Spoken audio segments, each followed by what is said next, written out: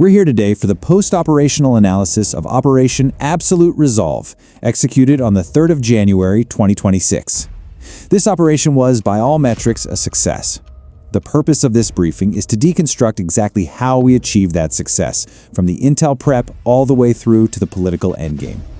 Here's how we'll structure this review. We'll start with the strategic context and intent, then move into the adversary's counterintelligence architecture. From there, we'll cover our own intelligence preparation, the kinetic execution phase, and we'll wrap up with the post-operational assessment. Before we get into the weeds, I want to frame this entire operation around 3 critical pillars of success. You're going to see these themes again and again. First, our incredibly granular pattern of life analysis. Second, the way we blended our Title 50 and Title 10 authorities. And third, having a pre-engineered political transition ready to go. Let me be clear, if any one of these pillars had failed, the entire operation would have collapsed. Okay, first section, strategic context. The groundwork for this operation was really laid back in 2025. The National Security Council made a significant pivot away from sanctions and towards what they termed hyperkinetic pressure. The consensus was that sanctions weren't working. The regime had effectively insulated itself with illicit revenue streams, and the assessment was clear. It was a full-blown narco-terrorist hub. This shift in policy opened the door for direct action.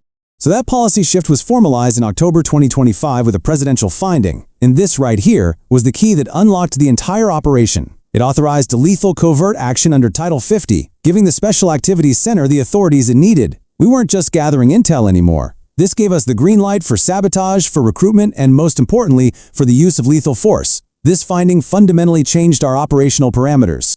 Now, we knew the information space was going to be a battleground. The regime was already pushing a false flag narrative, trying to frame any potential U.S. move as a pretext for invasion. So, we had to get ahead of that. Our counter was to frame this entire operation not as an act of war, but as a law enforcement action. We were simply executing a federal narco-terrorism warrant. That legal framing was absolutely critical for managing the narrative and the inevitable international fallout. All right, so with our legal authorities in place, we turned to the primary obstacle on the ground. And let's be clear, the main threat here wasn't the Venezuelan military. It was their internal security state, a layered, formidable counterintelligence architecture designed for one thing: regime survival. This architecture really boils down to 2 main services. You've got the DGCIM, which is their military counterintelligence. Their entire job is to look inward, to root out disloyalty in the armed forces and prevent coups. Their primary method? Systemic torture. Then you have CBIN, which looks outward at the civilian population and political opposition.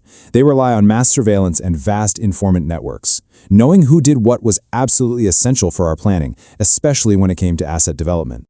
And to understand the DGCIM, you have to understand places like this. They call it the House of Dreams. It's not really a prison. It's a processing center designed to psychologically break any military officer they suspect of being disloyal. We're talking tiny cells in an underground garage, constant exposure to carbon monoxide. The point is, the sheer existence of this place created an environment of absolute terror. And that, in turn, dramatically increased the risk for any potential asset our ground branch guys tried to get close to. And layering on top of all of this was what we came to call the Cuban Shield. The operational environment was hardened by Cuban G2 advisors, embedded directly within the presidential security detail. These guys weren't the locals.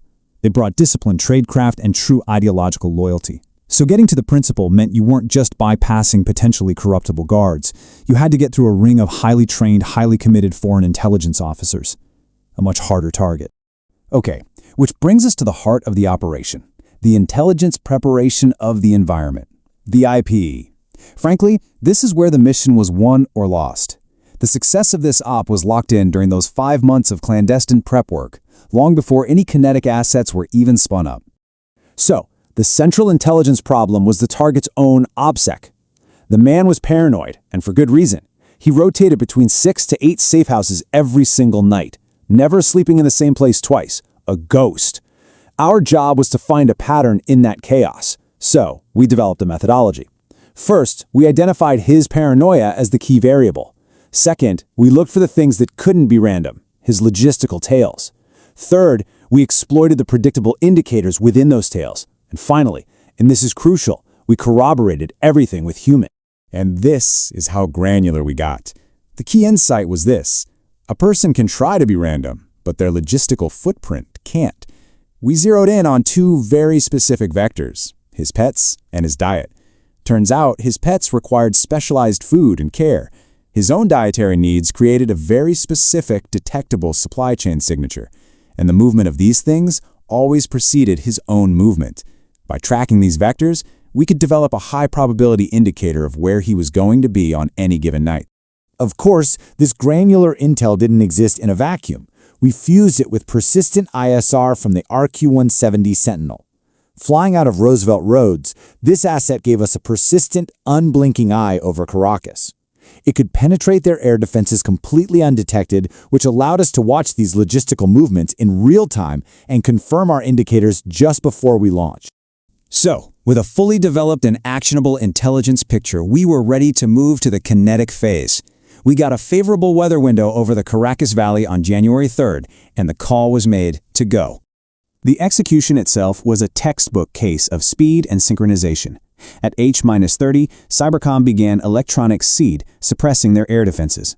At H-hour precisely, the 160th crossed the coastline. Just 7 minutes later, Delta was on target and breaching the compound. We had the principals apprehended at H+12, and the entire force was lifting off under fire by H+25. Just a beautifully synchronized sequence. Total time on target, from the moment we crossed into their airspace to the moment we left, 2 hours and 28 minutes. That speed was absolutely essential. It denied loyalist military units in the area any chance to mount a coordinated response. The president's later description, while colloquial, is actually pretty accurate. They were bum-rushed. The tactical surprise was total. The assault force was on top of them before their security detail even knew what was happening. This is the ultimate validation of our pattern of life intel. They never even made it to the safe. All right, let's move to our final section, the post-operational assessment. With the kinetic piece complete, we entered what is arguably the most complex phase of the entire operation. Removing the target was never the end goal. It was the trigger for a political transition that we had to engineer in parallel. This brings us to the succession dilemma, a critical decision point. We had two main paths. Option 1 was a full handover to the Democratic opposition leader, Maria Corina Machado. That offered democratic legitimacy, but our assessment indicated a very high risk of a counter-coup by regime hardliners, potentially sparking a civil war. Option 2 was what we called the Delcy option, installing the vice president, Delcy Rodriguez. This offered stability and, crucially, a way to keep the military from fracturing. We chose stability. It was a pure realpolitik decision, prioritizing cohesion over immediate democratic reform. It was the least bad option on the table. But that choice comes with consequences, and we need to be clear-eyed about the threats that remain on the board. We didn't target the entire regime infrastructure. Diosdado Cabello still controls the DGCIM, the FAS, and the Colectivos. Colonel Arteaga's DAE unit is still operating as a criminal army. In short, the core infrastructure of the repressive deep state was not dismantled in this raid. So what's the big picture here? What did we learn? This operation really validates a new model, an evolution in our doctrine. You can think of it as the scalpel approach, not the sledgehammer. We fused Title 50 intelligence dominance, the work SAC did for months, with the Title 10 kinetic precision of SOCOM. And by doing that, we achieved a major strategic outcome with an incredibly small military footprint. It proved that information dominance can be just as decisive as firepower. So in closing, the tactical and operational success is undeniable, but the long-term strategic outcome, that remains an open question. And it's the question we have to leave on the table today. Can this engineered political transition actually hold in the long run, while the core architecture of the DGCIM, the very system that created the House of Dreams, remains intact? Or have we just hit the reset button on the same problem, just with a new face at the top? How we answer that question will ultimately define the legacy of this operation. That concludes my brief.